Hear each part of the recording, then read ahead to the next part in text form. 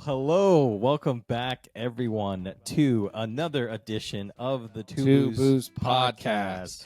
I am, of course, Boo Santiago, and I am joined finally in person on video. Thank you. Together, the tall drink of water himself, Mr. Boo Collier. Boo Collier, and been some time. It's a pleasure to have you so close to me now. I'm practically sitting on his lap. Basically, But it feels good. You should have seen what was going on before we cut the camera on, if you know what I'm saying. How you feel about that? Nothing was happening. Maybe a little bit actually. Yeah. You know. But today, Brian, I'm very excited about this episode. I'm very excited. Just throw that one out there. I'm very excited about this episode. God, I'm sorry. It's okay. That was inappropriate. Okay. We're going to be talking about one subject with kind of different, all different types of news and kind of breaks, and that is Star Wars. We love talking Star Wars, as we've said previously on previous episodes. As well on some of our reactions. We are fans of Star Wars. We've been fans of Star Wars. We realize that there has been kind of a rocky road when it comes to different things that have been released in the Star Wars vein. However, we still are faithful, I think, right? Contrary to popular belief from the comments on the other Acolyte video we did, where people ripped us. And once again, let me say this again so people understand. We are fans, so we're allowed to have our own opinions.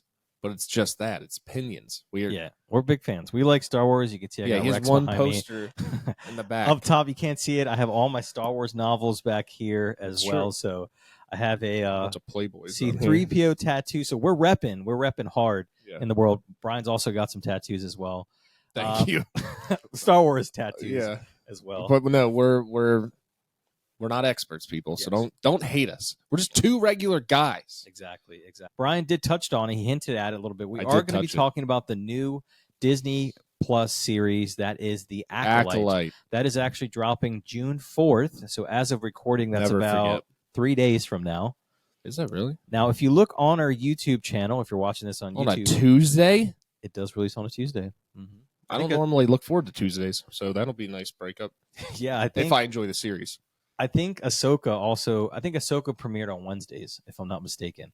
So I think Obi-Wan did as well. Yeah, they've been doing those weekly releases, and I believe they're also releasing the first 2 episodes of the podcast.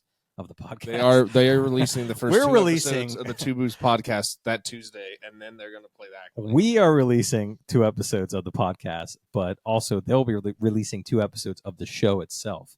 So, but anyhow, that's releasing June 4th. So we're going to be talking about the Acolyte. We did watch the official full trailer. We reacted to the teaser trailer, which really pissed some people off. It set some folks off. We got some very triggered responses, but also some thoughtful responses. We did get some thoughtful responses. We had a good conversation. I don't remember the person's name. You can find the comment, but we went back and forth. It was good. It was ultimately positive. Yeah. It's funny because people thought that we were drawing conclusions, or we were making assumptions, I should say, too quickly about this series. All the while they were making assumptions about our supposed assumptions. So that, there's just assumptions being thrown all around. We've also watched the official full trailer, and we do have some thoughts on that as well. There's also been, which kind of touches on some of the fan reactions we got in our comments, there's been some marketing, some kind of interesting techniques in the form of marketing for the show. We've had some interviews that have taken place from Kathleen Kennedy, the president of Lucasfilm, as well as Leslie Headland, who we mentioned in our previous reaction video. Two of Boo's favorite people. Who is the showrunner, executive producer, writer of the series. And they've made some very interesting comments about Star Wars fans. Are you woman hating right now? Right. They've thrown the toxic masculinity and toxic things. We're going to review some of that and talk about that marketing and just talk about why exactly that's the case. You are toxic. I've been told that by people about you, not me. That may be true. And then also aligning with that, which is a great contrast, is, believe it or not, maybe it's coincidence, maybe it's not, but George Lucas also was honored in France at the Cannes Film Festival. Yep. And he did a very revealing interview where he touched on Star Wars. He touched on some people's criticisms about his prequel films, and also some criticism about not having his women roles in the films, and then also some diversity questions in the film. So he addressed those. So we're actually going to react to those and give you some of our thoughts as well. PG. So I'm going to keep it PG, people. This is going to be, I think, a good time. So you definitely want to stay tuned. So without further ado, let's go ahead and get into The Acolyte. Now, if you're not familiar with The Acolyte show, this show actually takes place several hundred years before the prequels. Yes. This is at the tail end of the High Republic era.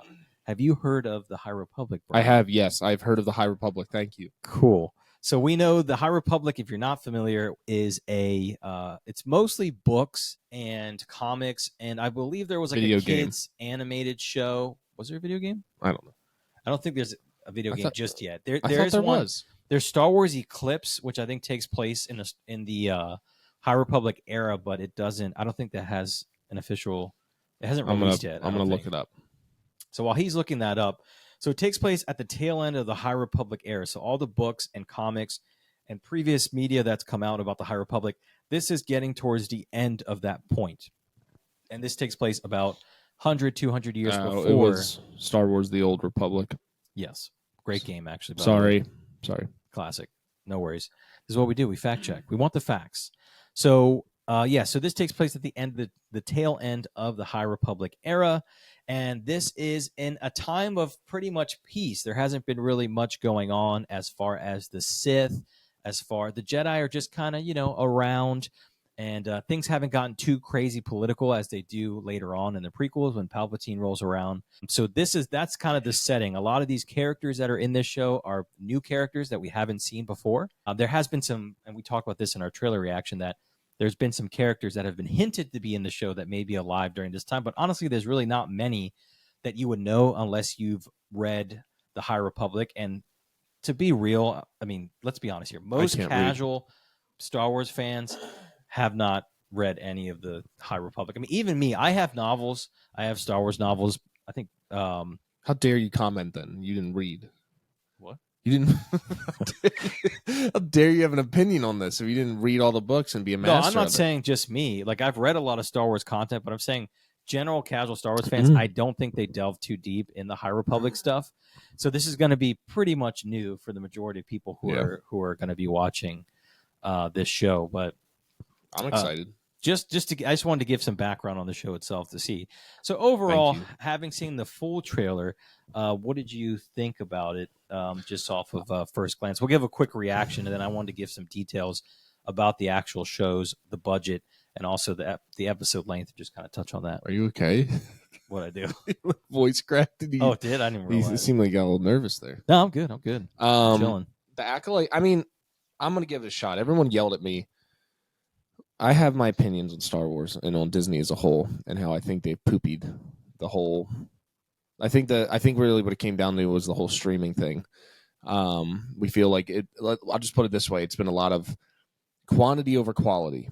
Is how we have felt collectively. I'll leave it at that. Don't get mad at me if you don't feel that way. Whatever.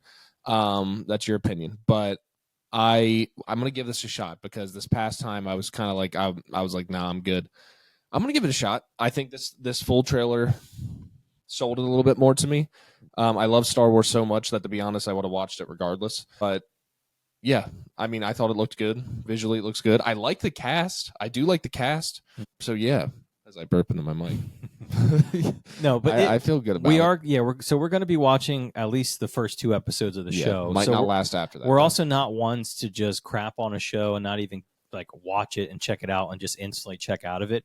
We're going to actually watch the show, give it an honest watch, check it out, and then we'll probably talk about it, I'm sure, and give our review of maybe the first 2 or 3 episodes. It's true. If we can make it that far, we'll see. But I'll probably watch the whole thing. Yeah, I think it's 8 episodes long. So real quick, let me go ahead and pull up just some details because I find this really interesting. The Acolyte budget is reportedly $180 million. This would actually make it one of the most expensive Star Wars series, above Mandalorian, above anything that they've done before. So I mean, visually, it did like the shots and everything look pretty good. They're putting a lot. It just shows that they're putting a lot of stock and a lot of trust in Leslie Headland, this is her first project in Star Wars, by the way. So she's never done anything else. They gave her full kind of helm to write to, I don't know if she's directing anything, but she's the showrunner. So the showrunner is involved working with the directors, kind of like how Jon Favreau was for The Mandalorian and Dave Filoni and all that. So she has her hands very deep into this project. I said deep, so deep. Getting a little too into it. But the other big thing, too, I wanted to highlight as well is that there's 8 episodes in this season, and they're all around 30 minutes long, which has also been a criticism for a lot of shows, because when you think about it, they have like the recap, the intro in the beginning, then they have a recap, and then the credits. So it's really like a few minutes away. So it's probably like 26 minutes. 20, 26, 28 minutes. So something to consider as well. And you think, how much story can they fit into these 8 episodes with these 20 to 26 minutes? So unless there's not much story to get. Unless there's not a lot of story. Or it's just enough to fit in the 26 minutes. Or it's just enough. It's kind of a double-edged sword, because it's one of those things where, like, I don't know if that's the right analogy, but I don't want them just filling time to fill time, so I don't want them to have a 45-minute or an hour-long episode and it just be filler BS. Mm-hmm. If it's, I don't like shorter episodes, but if the shorter episode fits what I like, it's about to sound weird, I was about to say, but has everything that we need, and the time feels right, then so be it. Even though I like a little bit longer of an episode, but like I said, I'd rather be like that than 45 minutes and 15 minutes of it is nonsense. Right. So I like longer episodes, but if shorter still gets the gist, and I still feel good about it, then so be it, because it's my opinion that matters, right? Right. Only mine. So you would think As a viewer. You would think that with this high a budget in the show and so much stock in the show, the marketing, when someone who's a president of Lucasfilm, the head of this company who's releasing this content, that they would have something, I'd say, more positive to say about the show itself. And I'm speaking of Kathleen Kennedy, who, if you don't know, she has been part of Lucasfilm for many, many years, even before George handed over everything to Disney. She was still there, and she stood there when Disney took over and became pretty much the main executive in Lucasfilm. You could do the research on her, let her know. Now, depending where you go on the internet, depending who you ask, you will get mixed reactions about Kathleen Kennedy. Some people like her involvement. Some people would probably rather have her stay away from Star Wars, if I'm being frank. But she had an interview with New York Times, and it's a very interesting quote that's getting pulled here, which I kind of just wanted to jump into. Do you want me to read it? Yeah, go ahead, Brian. Why don't we read the quote here? Okay. This is from the president of Lucasfilm, by the way. Excuse me. I think a lot of the women who step into Star Wars struggle with toxic fandom attacks a bit more because of the fan base being so male-dominated. Boo. They sometimes get attacked in ways that can be quite personal. Have you attacked any of these women personally? I have not. I don't have a Twitter, so I can't do it. Or an X, excuse me. There's no other platforms I can do this. I'm not done yet. Please put it up. Go ahead. Woman hater.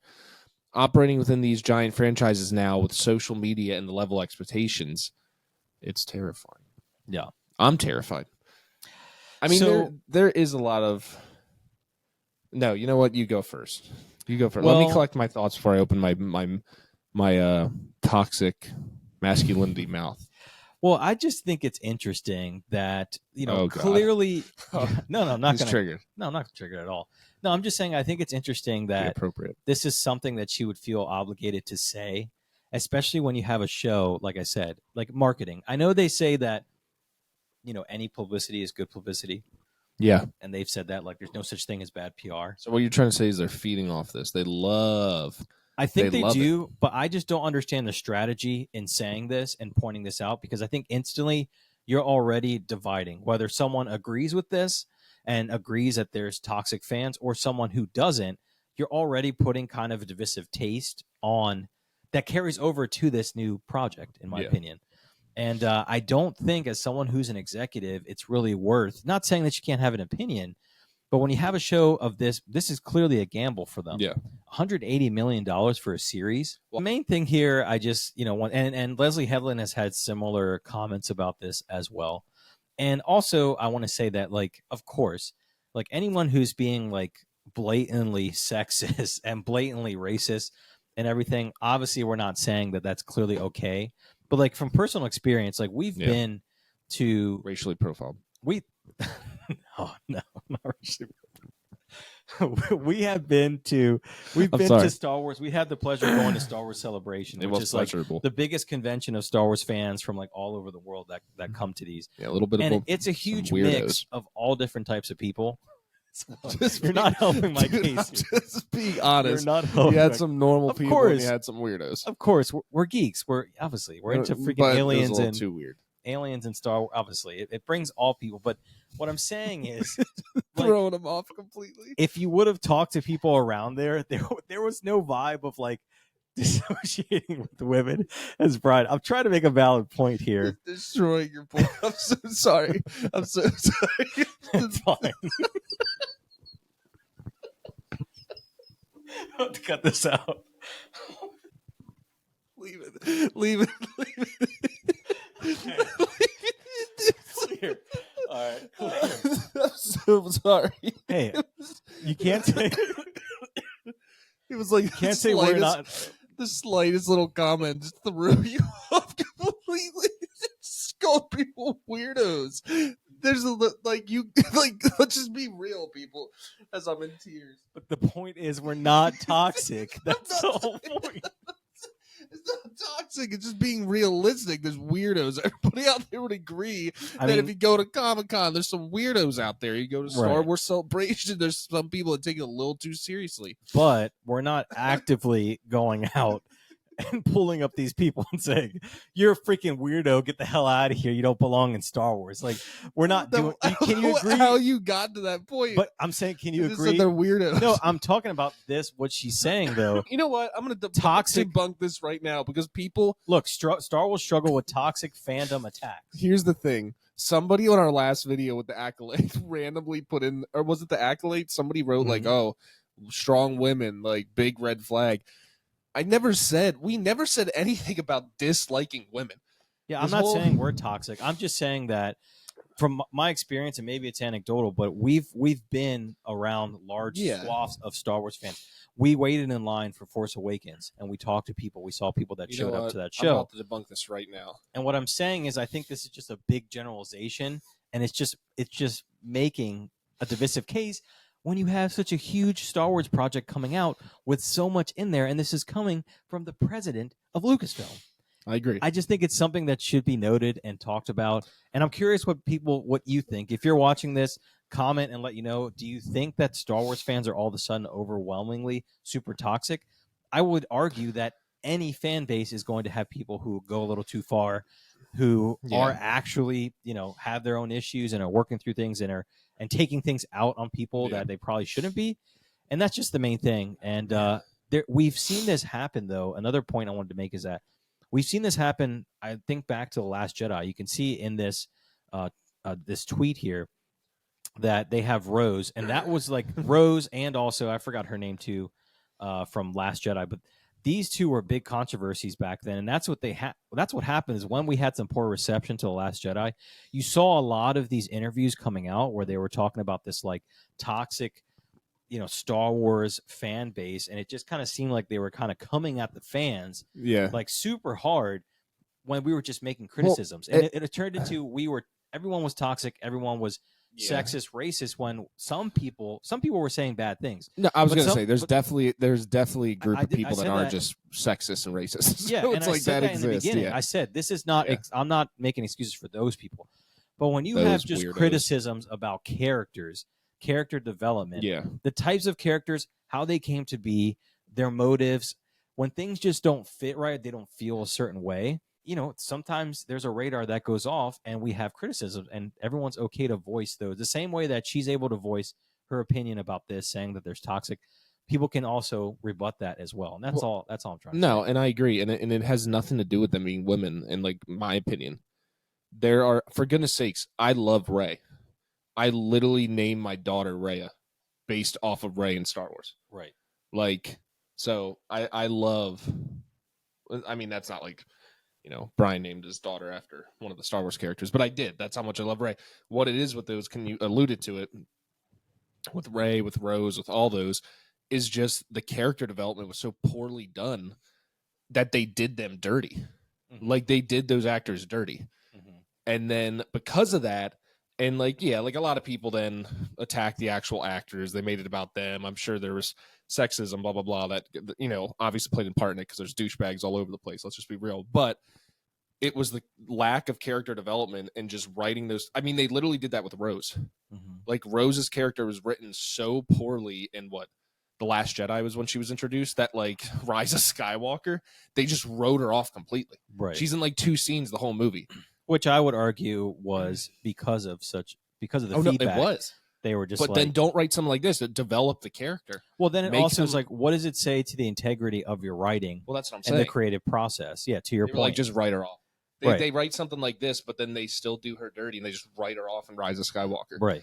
And it's like, if you would, like Bo-Katan, I love Bo-Katan. Yeah. Her character's awesome. They've done her justice. They've done it right. Rey, they initially did, and then it just went downhill. Yeah. Like, they just poorly wrote these characters, and then these poor women portraying them get shit on. And then they write something like this, like, hey, like, this is toxic masculinity causing this in men. And it's like, no, you did not do them justice, and you wrote a poor character that they had to portray, and then they got crapped on because of it. And then some of them you just wrote off like they were trash afterwards. And then you write a post like this to make it feel better, and it's like, well, that doesn't make them feel better. Yeah. Like, that's what I'm getting at, is like, write the character right and do them justice, and people won't have a problem. I mean, you're still, once again, going to have that little amount of people that do just because they're assholes. But, like, I feel like a lot of these characters just got written poorly, and then they got screwed over, or they were just thrown in to be thrown in, and there was no need for them. But that's not their fault. That's the writers again. And I think the other thing, too, like, you see this phrase get thrown around a lot, like the Star Wars feel. And I think that phrase itself sometimes is arbitrary.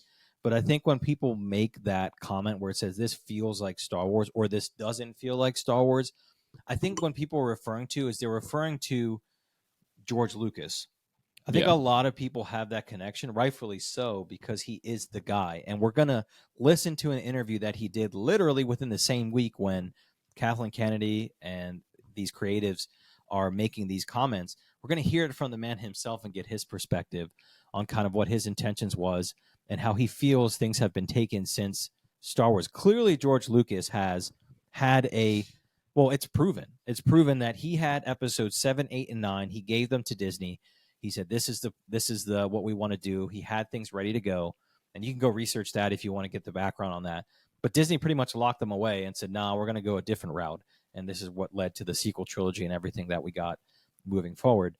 But I think those hardcore fans, hold on to George Lucas and kind of what he intended for Star Wars. He shouldn't have sold. And the things that he wanted to do. And maybe he has some regret. And like I said, I definitely want to get your reaction to it and how you feel, how he feels. But I feel there is some remorse there, and he sees what's happening. He's aware.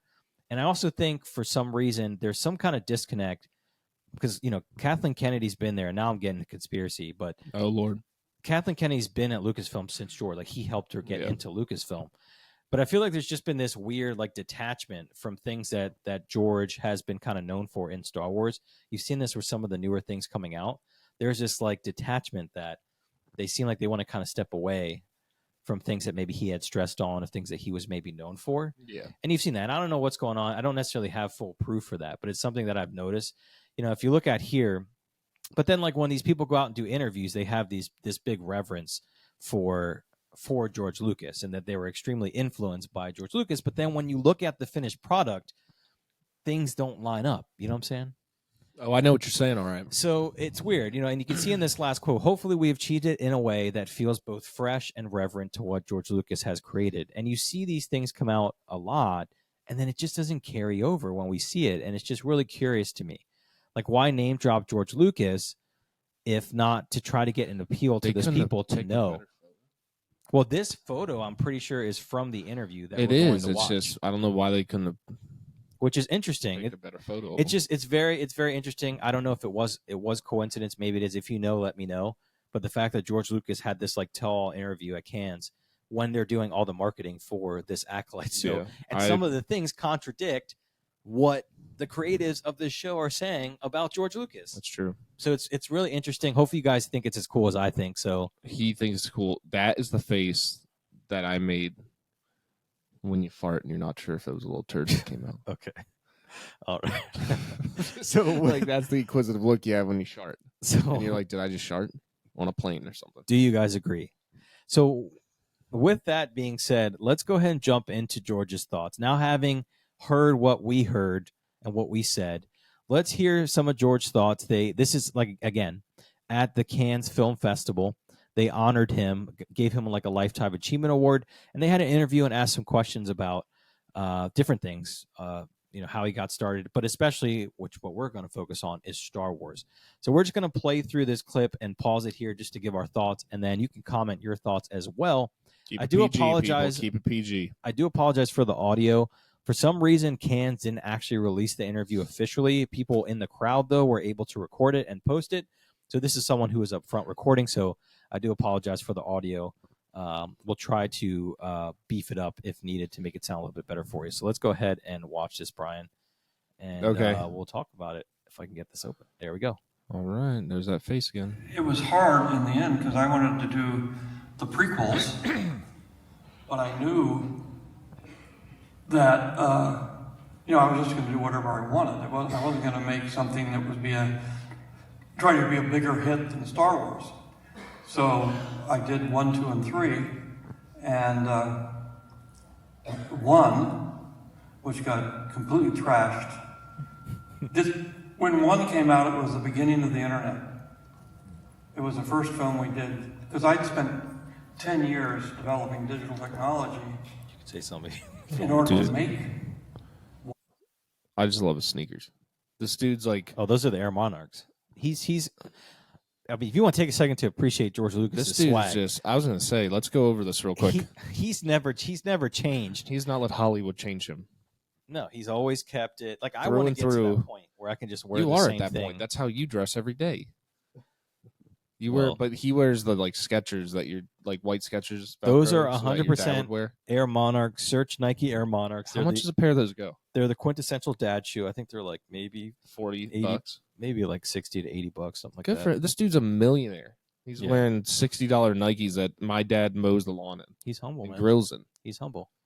Do you think he has some green stains on them? Do you think he's not mowing his lawn? No, he's definitely not paying somebody to mow it. Yeah. So I think it's sweatpants. Again, even in this first couple things, it's telling that he said like he knew he wasn't going to make he wasn't going out to make something bigger than his original thing. He wanted to make something kind of fresh and new. Yeah.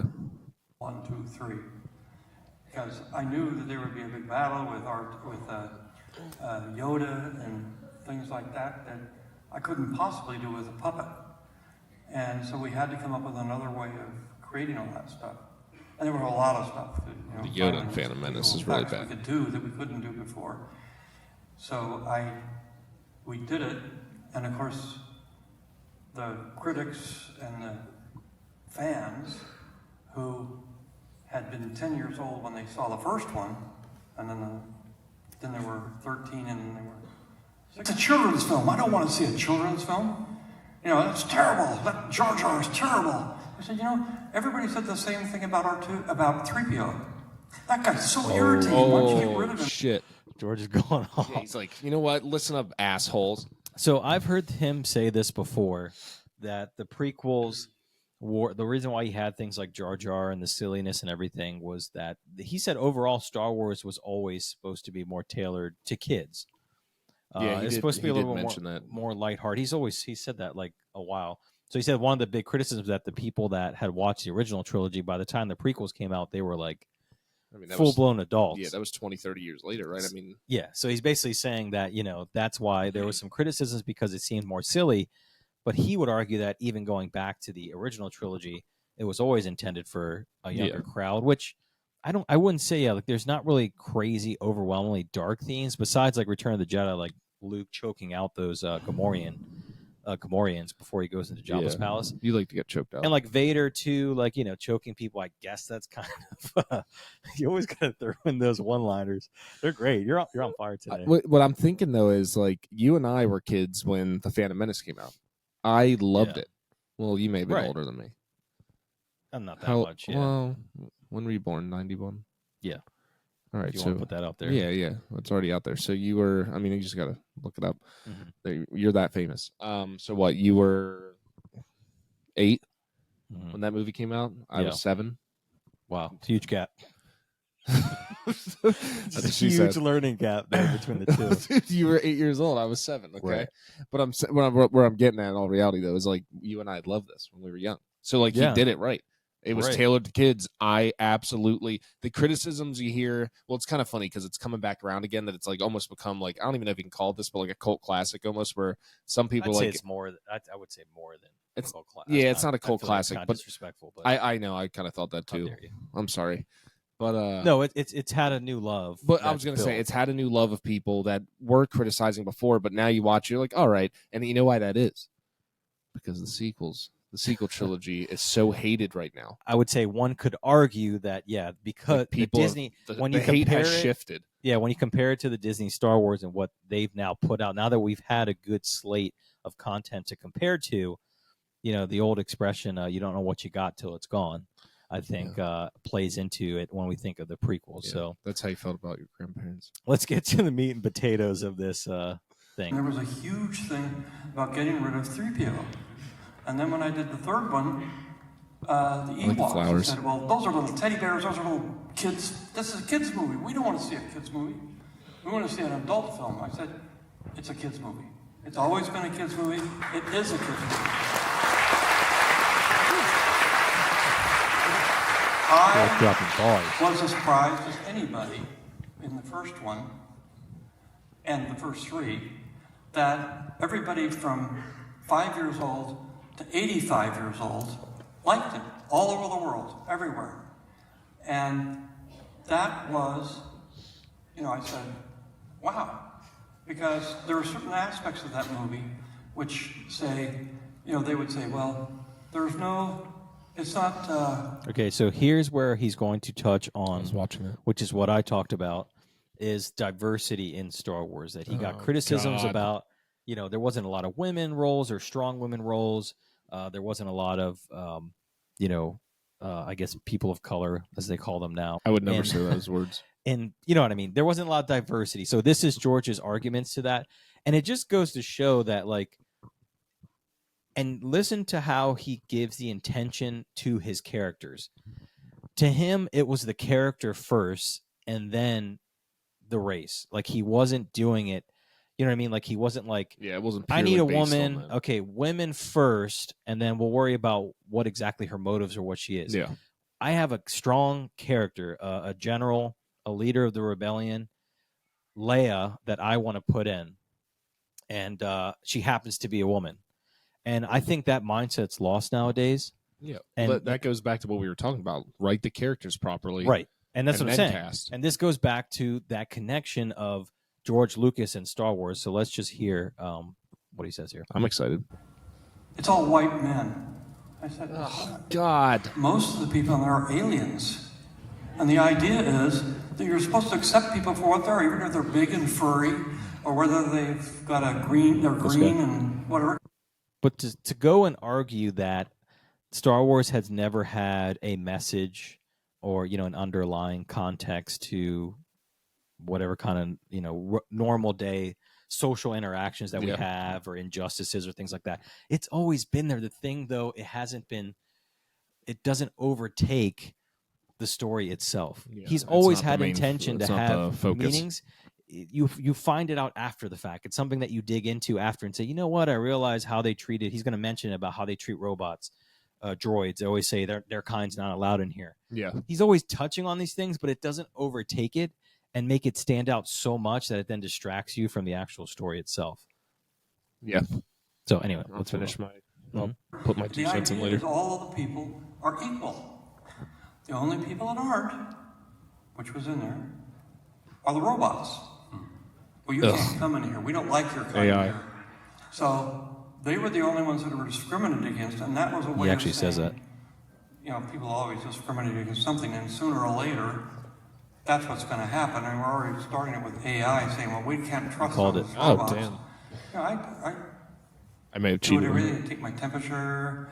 I have my, all my vital signs things. If it comes out wrong, I just say, well, I don't trust the robots. Whatever it is, we'll do it again tomorrow.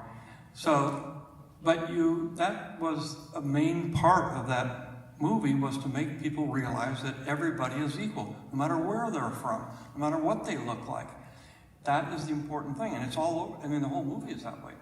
The other part of that was they said, well, when they, the critics kept saying, well, there's no. What we mean is there's no black people in the movie. Well, in the first one, there were a few Tunisians who were dark, but in the second one, I had Billy Williams, and in the third one, and in the new ones, which they were also criticizing, I had Sam Jackson. He was like he wasn't a scoundrel. Focal point. Yeah, huge point. That's a huge point to make too. It's like it's not like he only was casting particular races as just to check a box. Well, no, not just that, but like he wasn't casting the black folks as smugglers and whoa, watch yourself. No, I'm watch saying, yourself because Lando. The criticism with Lando is that he cast a black guy as Lando, but then Lando's like this swindler, and he's kind of like a scoundrel. He steals stuff and everything. But then on the flip side, in the prequels, you get Mace Windu, who's like a stoic, a high in the Jedi Order, a very accomplished person, strong person. One of the best lightsabers out there. Great lightsabers. So it's like, and that's the thing. And it's like, how could you point my point is that if we're purist for Star Wars and our comparison is George Lucas's intention for Star Wars, and he already had these things in place, how could you possibly call us toxic? When we are considering this, we've always had a reverence for the characters that he's had who happen to be black, who happen to be women, strong female characters, strong black, and again, gay. And I'm not trying to say that everything, there's well, that's a whole nother thing. I don't know about any gay characters that's not what comes up here. You told me Count Dooku was gay. Count Dooku is definitely not gay. He was slinging so much Dathomirian. I'm just female. I mean, he was getting down with the Night Sisters, man. Do you know what kind of freaky stuff? Do you know what kind of freaky stuff the Night Sisters are into? Why are you getting so irate right now? Did you see Ahsoka? I saw Ahsoka. Morgan Elsbeth? Yes, I don't know why you're getting so irate. I'm just saying. You're the one who told me Count Dooku was insult. gay. You said that's why his lightsaber was curved. Look, hey, I'm sure in the universe there's an alien, getting down with another male alien, and they're. Do you think Yoda was bisexual? I have no clue, but that is a rabbit hole I do not want to go down. So you told me that. But I'm just crossing all the bases. He needs to talk about this. Let's stay on target. I'm on target and hit this target. And let's talk about. He's going to talk about also women, which I like because he's going to. Do you like women? Are you sure? I do. No, what I mean is the woman. We got him. We got him. We got him. The woman. You're on fire today. Dude, he gets so passionate. It takes one word to completely derail everything you're saying right now. So he's going to talk about a female character that I think you both and I appreciate, which is Leia. Oh yeah, and how much you can tell. You can tell how much he loved. Why? You can tell how much he cared about the character of Leia and how much he put into it. So just let's listen to that part so you can. I did see. Just a side note. I tried well, I wasn't. Sorry. I was talking. I told Michelle. If we had another daughter, I said I'd like to name her Leia, so I can have Rhea. We call her Rey, and Leia. Not going to call her Leia because that's inappropriate. But she said no. Yeah. I apologize for that. Yeah. Maybe we can swear some way. What? We can swear. Dude, you're sick. You change her mind. What the hell are you talking about? All right. Maybe we can try Jedi mind trick. We'll keep it on par. Why did you just say that? You didn't have to say you want to be a swinger. Well, let's play. All right. Like, seems to get lost sometimes. Yeah, like Lando. Somebody hidden. I forgot to this mention dude this. recording had to yell it out so he could remember his own And the funny character. thing is, the guy Lando. The guy comments. Yeah, that black guy. The guy comments. He forgot. I had a black guy. He forgot Lando's name for like a hot second. But he did say Billy Williams. He remembered, but then he's like, he just forgot the character. Well-known black character. Yeah, but it's funny because the guy was like, the guy that recorded this commented, and he's like, how awesome is it that I got to like correct George Lucas on his own character? What was that black guy I wrote in the one story? Does anybody know? Lando. Oh, yeah, that's it. Yeah. But at least he knew Billy Williams. Yeah. God rest his soul. Yeah, he knows who he casted. Yeah. But he was one of the top Jedi. He was like and is he struggling? Wanted to be in it so bad. I mean, he's older. That all he really wanted was a couple aged in like swords. 10 years. 2 years. He looks the exact same. So I said, great. No, but we paid him a regular salary. But the secret to Sam was. That's good. A fantastic my wife actor, let me say that. And has been in a gazillion movies. His agent said, "Don't tell him that. You know, we could get a big thing out of it." I said, "Look, it's a small part. It's the best I can do." Lando. I thought he was still talking about Samuel L. Jackson. He is. Could be a key character. Oh, he is? Yeah, he's talking about Mace Windu now. So, but he did it for very little. But I gave him a percentage, but it wasn't net. It wasn't gross. It was net. And for us, so he didn't pay him because I was financing them myself. Oh my net God! And gross were the same thing. No, he paid him. So that's true. He doesn't need to break all this down. It's yeah, kind this dude's getting a little too into the weeds. He's like, I paid him with pennies. Well. We're making more movies. They said he's still gone. Women in the movies. Here we go. Okay, here we go. So this is the part. Pause on the face. That was you on the toilet earlier. Sweet. Oh, we got the giggles today. Let me tell you. All right, let's. No, but this is a really cool. I want you to hear this point because this is really cool. I love women. You're the one who just everybody. I love women so much. I make this face. All right. Who do you think the heroes are in those films? Listen. What do you think Princess Leia was? Yep. She is the head of the rebellion. She's the one that's taking this young kid that doesn't know anything and this boisterous, I know everything guy who can't do anything, and that's Han. Trying to he's talking about Han and Luke. Save the rebellion with these clowns. I said, she's the hero of the movie. And it's the same thing with Queen Amidala. Even though she has Jedi on her side, there's some respect on her name. She was still the hero prime mover. And they said, well, but there's no women, you know. I said, you can't just put a woman in pants and expect her to be a hero. You know, they can wear dresses, they can wear whatever they want. It's their brains and their ability to think and do and plan and be logistical and the ability to think. That's what the hero is. You know, yes, all the women, they couldn't do lightsabers, but they could shoot guns and they could, you know. And we also did a thing where we didn't really, we killed robots, stormtroopers, aliens, but we very rarely killed humans. You know, that was kind of a idea that goes through the movie, but everybody thinks of it as a movie where you kill everybody, but we don't. I got a question from the internet. So real quick, I mean, again, that goes to my point that he's always had, you know, and I think that's the argument too. Like when you hear these arguments that Star Wars somehow has been, you know, frankly, has never had strong female roles or hasn't had, you know, women in lead roles. I mean, to me, it's false. When you look at Leia, when you look at Amidala, when you look at Ahsoka, who what are you yelling at me for? I'm just saying. You're irate with me. And this is what's confusing to me is when you have the president and people, these executives behind Lucasfilm making these comments and just splitting things right down the middle and putting people in camps, when clearly that was never something that I'm seeing from the man himself who created it. No, it's also that was something that he was trying to purposely do. It's not something that crossed his mind that he was trying to alienate a particular group or whatever.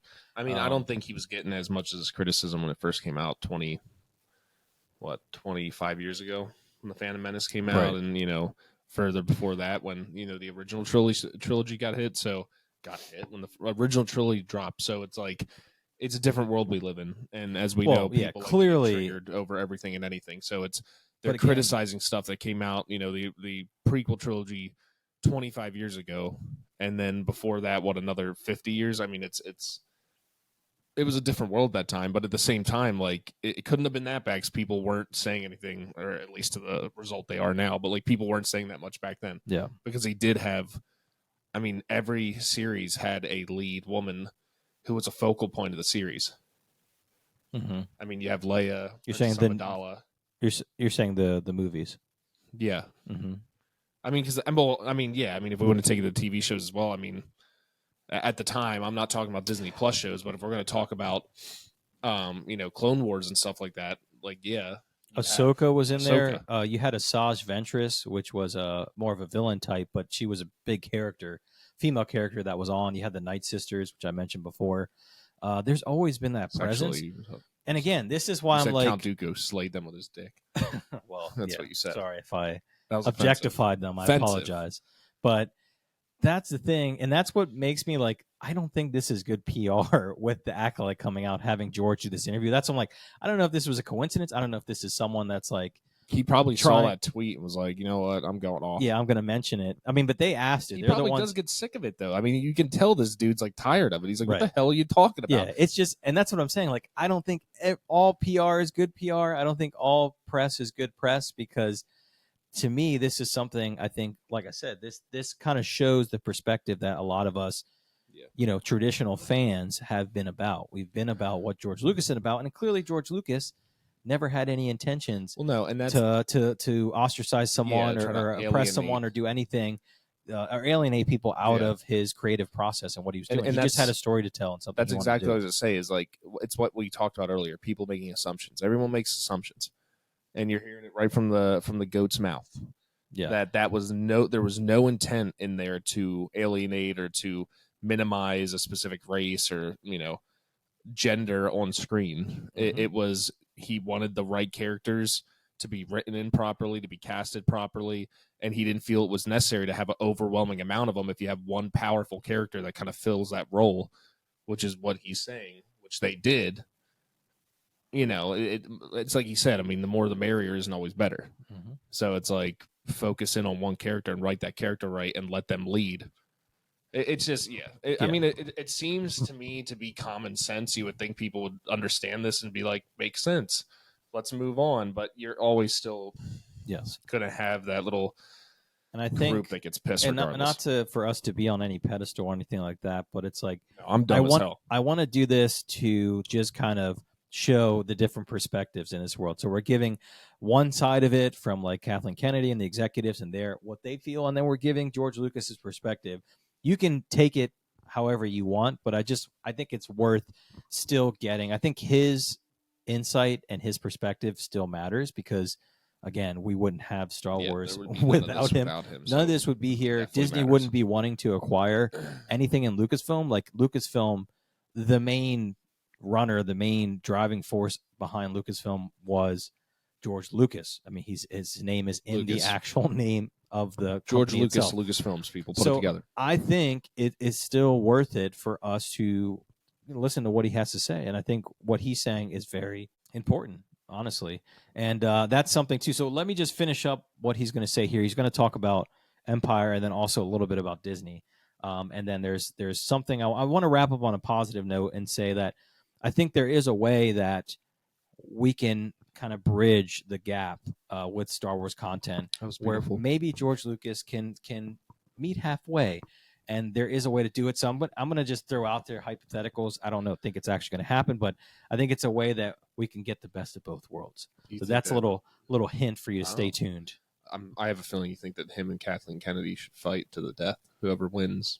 No, a little more lighthearted than that. Oh. But stay tuned for that little cliffhanger towards the end here. So let's just finish up this video, and then we'll give our closing thoughts here. By Mathieu Bayargent, and I think it's a beautiful question. What does he say? I don't remember the Danny Boyle movie yesterday, who imagined a world without the Beatles. Can you imagine a world without Star Wars? This is a good question.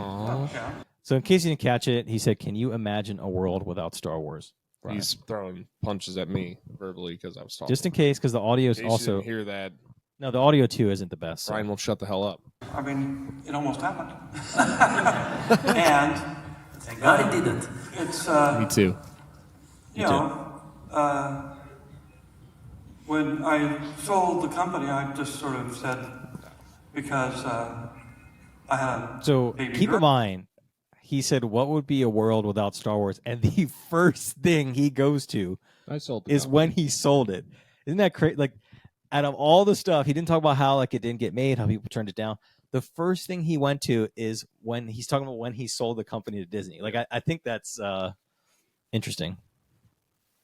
I got married.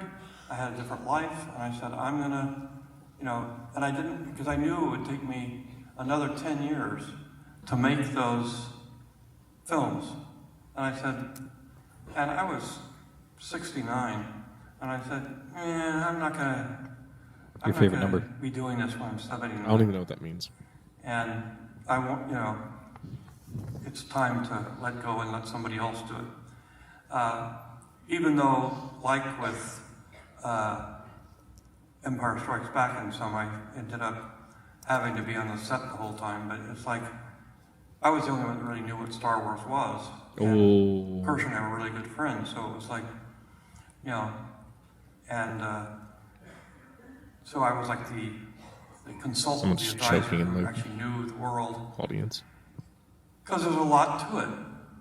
The Force, nobody understood the Force. Nobody, what they do is, and then so right there, I think that's an interesting pause, because he was about to give more details. He's talking about Disney at this point. He's saying nobody understands the Force, and he says what they do is, and then he cuts off, and he's going to say like they do their own thing or something like that.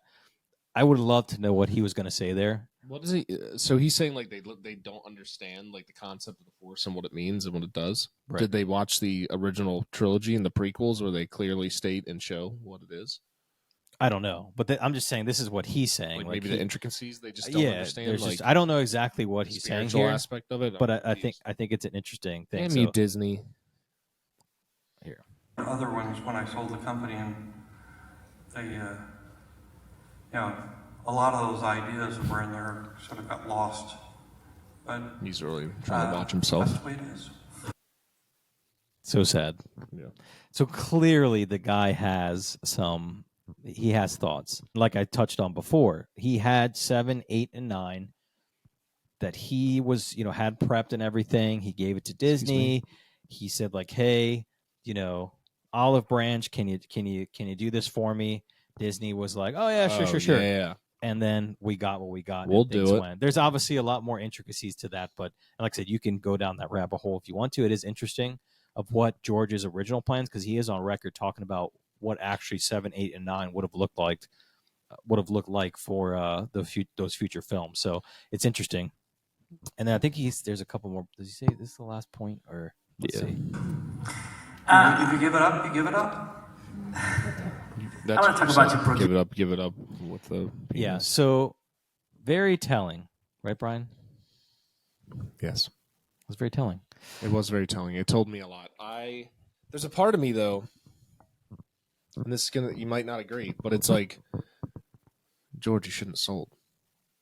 Well, you heard what he said though. No, I understand. He was like, I'm 69. Your favorite number. Did he say he was 69, just had a kid? Yeah, or like he had a kid for some time, or like he had a kid. They were growing up at that point. Oh, I thought he meant like he just had a kid. I was like, damn, this dude's. He was 3 kids. He was 69. Messing around. And it had taken him so much. He was what? He had 3 kids. He was 69 years old. Oh, I thought he put an NG at the end. No. He had 3 kids. He was 69 years old, and he was 69. It took him so long to make the previous films that he said it would have taken him another 10 years to work on 7, 8, 9. I think I'm pretty sure that's what he's talking about. So, and he said that I would be 79, and he says, by then, I guess he's saying like it would have killed me, and I would have missed out on my children. It would have taken a lot. But at the same time, I'm like, your vision would have more than likely transpired if you would have just done it. Right. But at the same, that was his thing. His thing was you're handing it to a corporation that, as soon as you sign off, is going to have certain rights. So like, all right, oh yeah, we'll do what you want. Yeah. So there's a part of me, it's like you can have criticisms, but you did sign off. Yeah, and if you want some other further insight on the whole deal with Disney, Bob Iger, who's the CEO of Disney now, he has an autobiography that came out a few years back. Yeah. And in there, he talks about the deal with George Lucas, and he talks about kind of the conversations that they had. And from what people have said, I haven't had a chance to read it. I want to read it, but from what people have said, there was kind of like he kind of I don't want to say swindled him, but he definitely seems like he's a businessman, so he was able to kind of same thing. So hey George, you're getting old. He said these that stories. Well, you're getting old. In one or another way. You're gonna die soon, dude. Let me take this off your shoulders. And what happens, if you're not around, where does Star Wars go from there? Kind of asking him that question. Well, he talked about to it. In the one interview that you sent me. He talks about how things weren't looking great at Fox, so he had some nervousness of like, what do I do? Like Fox was kind of going downhill, obviously. So but there's a part of me. It's like, man, if he would have held on to that. But the thing is, even if he would have made his vision, there would have been criticisms. A lot of the things he's saying right now, he'd have to face then as well. He went a little too crazy with the CGI. Some would say. But what he touches on in this, I'm curious. If you haven't watched this whole interview, I do suggest if you're just a fan of film. I mean, George Lucas, beyond Star Wars, though, has had a big impact on film and how films look today.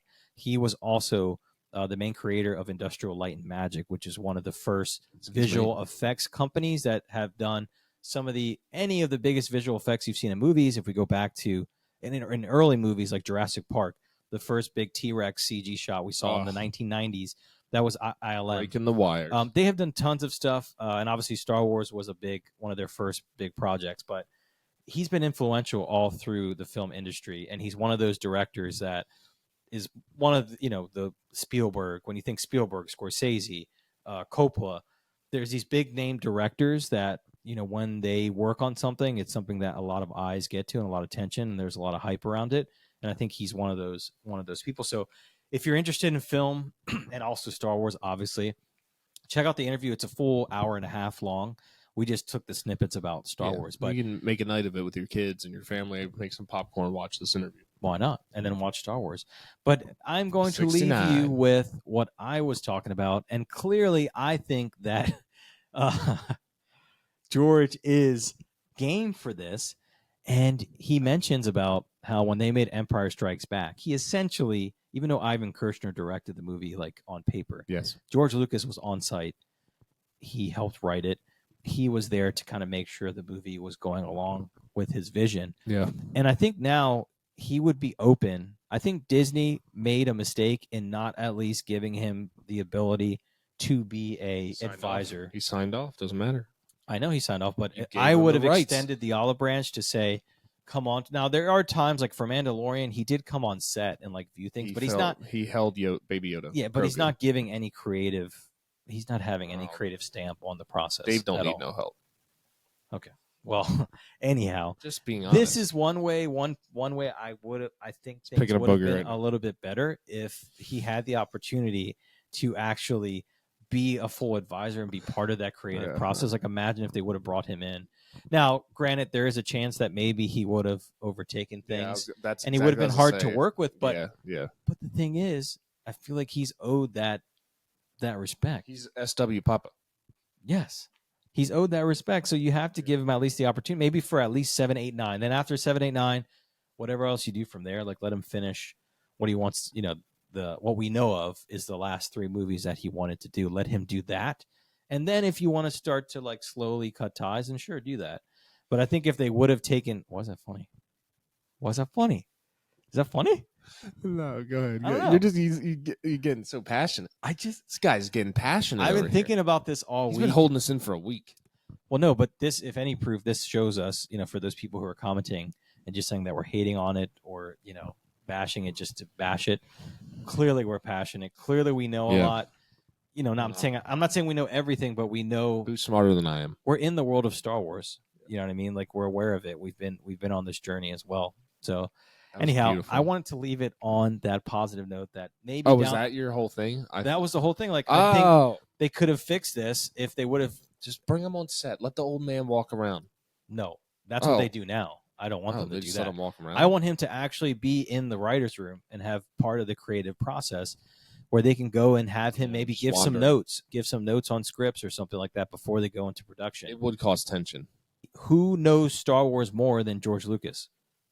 I'm sorry, but he's got the ultimate bragging rights. The fact that he literally created this. it. Yeah, I mean, as long as he's still alive, he still, I think, is owed that respect. I think that the only person who would rival him is Bryan Johnson.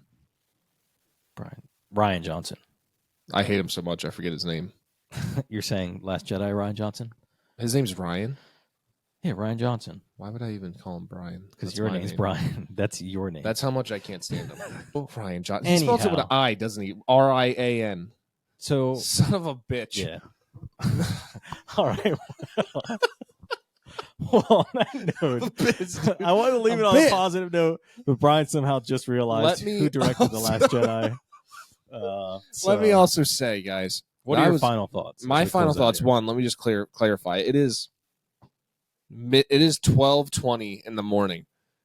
Boo's substantially older than I am, substantially older than me, and I'm a little sleepy. So that's why I'm a little goofy today. You guys might be watching this thinking I'm high or there's something wrong. I'm just sleepy. I get a little goofballs when I'm sleepy. Nobody said anything. At one point, I went cross-eyed. I mean, George shouldn't have sold. I think that's where we're getting at. He shouldn't have sold. I think You sold to the evil empire. You sold to everything. This is positive. I'm positively right and correct on this. You sold to the empire. Mm-hmm. All right? You shouldn't have sold to the empire. You should have held it. He's still alive. He's still going. He could have made it. Yeah. He's 69, and that's my whole point in this. He could. My whole point is that he could be still making the movie. He is still here, and he clearly. But you sold to the empire. As much as he says you got to let go, he clearly has still a love and a reverence and a connection to it, and he's vigilant of what's happening with Disney and the stuff that they're putting out. Do you know what would happen if he went on set and started trying to throw punches out there? Bob Iger would be Kylo Ren. He would be Han.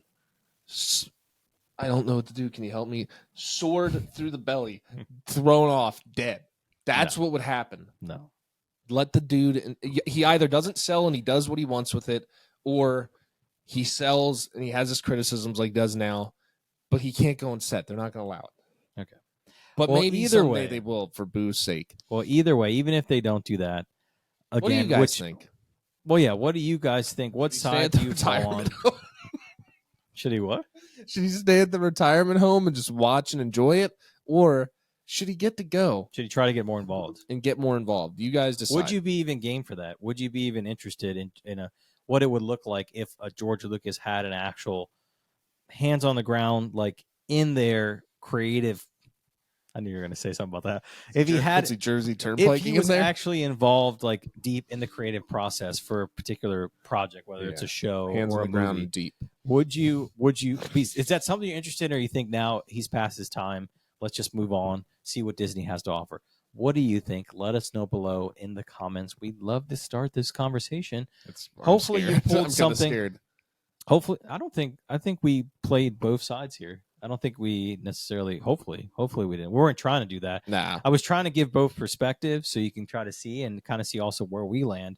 I mean, I'm not ashamed to say that I like women. I do like women. Not ashamed of that. Women. I'm married to a beautiful woman, and but I'm saying I'm not ashamed to say that like we are open to hearing George Lucas's perspectives, and we stick to kind of what the things that he focused on and what he was true to when it comes to Star Wars. I agree, and that's what's in our minds when we watch the new content that's coming out. So you could visually see that from the man who just said it this week. So it's not like this is an old clip. This is relevant to now. I don't think I'm yelling. Your passion. That's not I love yelling, Star Wars. Passion. This guy loves it. I love Star Wars. You heard it here first, folks. He likes women. He likes Star Wars. He is passionate. That's it. That's only those two things. He's breaking a sweat. Let us know in the comments. What did you like? What did you didn't like? That's fine. We're open to conversation. Again, don't be toxic. Like they're saying, you don't want to prove their point. It's true. So just be respectful. Just be nice. If you have some criticisms, let us know. We're open to it. But if you have positive feedback, we would like that as well. And also too, if you like this episode, if you like what's on the channel, please consider subscribing. I'll drop a little right here button here on the screen that you can press. We'd love to have you join the Two Boos crew and stay with us for the journey here. Two Boos crew. I like that. Yeah, it's fresh. We get some merch maybe. Well, down the road. If we get 50 subscribers. Yes, we're at 28 subscribers. 28. We are not ashamed to say that. If you can help us get to 50, we would love that. And yeah, that's pretty much all I have. Did you have some closing remarks? I do have some closing remarks. Serious closing remarks? This is serious. I've been serious the whole time. Okay, good. Just been a little sleepy. No, I agree with what you said. I gotta say, I really like having you back here. Yeah, I don't by my side. We flow a lot better. I was gonna say it's a lot better being together. It is. We might have to keep this thing going. We used to do it this way, but we were never on camera, so we would just sit across from each other and podcast it up hardcore. But the video, I like this format of us. It feels it's a lot better being with each other. It is. And so sometimes you put your hand on my leg and it feels right for support. Yeah, for support, of course. Like if you can tell I'm struggling, you're like, you got it, buddy. Let us know what you like better. Do you like the virtual setup of us next to each other, or I feel like more people would say the actual like me and you in person together is probably. We actually do know each other. We do. We hang out. Yes, we do. We live like 10 minutes apart. But this is nice. I had fun. I had a lot of fun with this. I had the time of my life. I'm sorry that I interrupted you so much and made you laugh. No offense taken. Boo's the more serious part here. I'm the comedy. I'm the comedic relief. Well, that's the whole point, is that we're giving different perspectives. That's what it is. We're not just cut and dry. People might think that we're coming from it from a different the same perspective, or we think exactly the same. We don't. We have different perspectives. I blacked out and we hash it out through this video. I don't even know what's happening right now. He did. But I love George. Let me just say this. I love George Lucas. Mm-hmm. Should have never sold. I'm just joking. Whatever, dude. I get it. He wanted time with his family. Dude made bank. He deserved it at the end of the day. Did they do him a little dirty? Maybe. Yeah. But at the same time, you sold. That's where I'm getting at. But he's allowed to have his criticisms. But at the end of the day, I think one thing we learned here is, one, George has looked the same for the past 20 years somehow. Dude hasn't changed. Two, ultimate swag.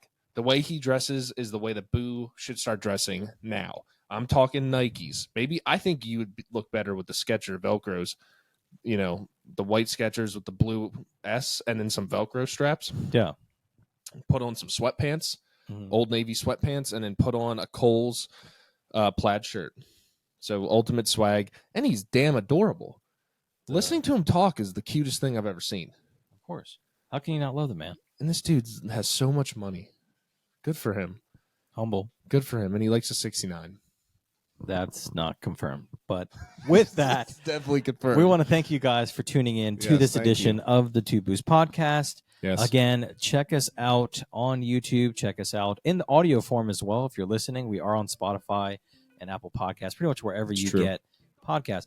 We're also on social media. We have Instagram. That's Two Booze Podcast on Instagram. And we're also on X/Twitter. Which is 2_booze. And check us out there as well. So I want to thank you for tuning in. Brian, I want to thank you for stopping by. Boo, I would like to me. Thank you for letting me come over here. It's my pleasure. So with that, thank you again for tuning in. And we are the Two Booze signing off. God bless. Peace. Bye.